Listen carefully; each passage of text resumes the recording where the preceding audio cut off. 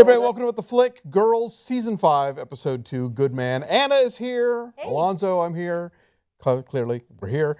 And so, okay, this might be one of my favorite sort of standalone episodes of this show. Like, I just, the A, B, C, all the stories I thought were great. So we have, it's the aftermath of Marnie's wedding. We've got Fran moving in with Hannah. We've got Adam pursuing Jessa and trying to be platonic about it, with it's just so not going to work. Hannah's dad having his first male encounter and not getting too much help from Jeremiah on that. Jeremiah getting picked up by Corey Stoll, which I'm all about. And am I leaving out anybody? That was pretty comprehensive. And the coffee shop. That's right. That was actually the one storyline that stood out to me the most. Helvetica. Because I thought it was so interesting. Yeah, absolutely. Yeah, well, I mean, that whole scene with the two people behind the counter, you have the black guy and the gender ambiguous woman, we assume. Yes. Where that's a really tricky brand of satire, because it's very easy to sort of make it out to where you make the minority the butt of the joke there, but then if you avoid that, then you don't make the joke about the sort of awkwardness of interaction, and Lena Dunham really splits the difference there. Lena Dunham does such a great job in her writing, and that's what I enjoy the most out of this show. I think that scene in particular was so good because I'm on the new coffee shop side, right? Those employees side. I'm super progressive. I'm super liberal. I believe in respecting people and their gender identity. And so to poke fun at the uber progressives in that scene and make it funny, I think was no easy feat. And Lena Dunham did it successfully. Well, yeah, and it's also that thing of you can totally be on the side of those of whatever other people and be behind their struggles and stuff, and still think they're assholes. Yes, and the coffee people are assholes. Yes. I mean, that's the thing. And so everyone's right and everyone's wrong, and it's just that awkwardness and how it bumps up against each other. That's really great comedy. Also, just like how they victimize themselves. Sure. And they put themselves in the place of victims, which in a lot of real life scenarios they are, but in that particular scenario, it shows like the oversensitivity and how do you cope with that? How do you deal with that awkward interaction? I thought it was such a great piece of social commentary, to be honest. Sure, and it reminded me in this same episode, that great scene where the principal is sort of trying to dress down Hannah for teaching Philip Roth to a bunch of middle schoolers, and how she is barely listening to what he's saying and like flattering him and ignoring him at the same time, and even saying, I gotta go, we'll talk about this later, this has been so great, and he's just... what just happened here, Yes, I mean, that scene was a perfect illustration of millennial entitlement, and you get a lot of that throughout every season. So that wasn't a shocking scene for me, but it was definitely an entertaining one.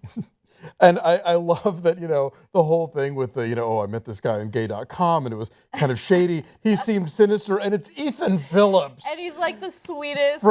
From Star Trek Voyager, like the most innocuous dude. But that dog is adorable, let's face it, Yeah, that was my favorite line. I forget exactly what Hannah said, but when she sees the dog, she's like, that dog's really cute. You should probably think about catalog modeling for it. And I was like, it's true. I loved it. And I love how like Hannah, at the one hand, is just so icked out of the whole thing of like her dad is having sex with anyone, much less with another dude. And then, I can get some boots? Well, that'd be great. Thank you.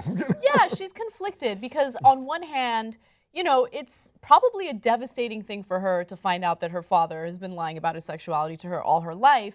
But at the same time, she loves him and wants to help him. So she seems like she's reluctantly helping him at some times. It seems like she's genuinely helping him at other times. It's a really conflicting scene in this particular episode. Sure, and even if you take his sexuality out of the equation, her parents are still getting a divorce, and that's really traumatic for her, obviously. Of course.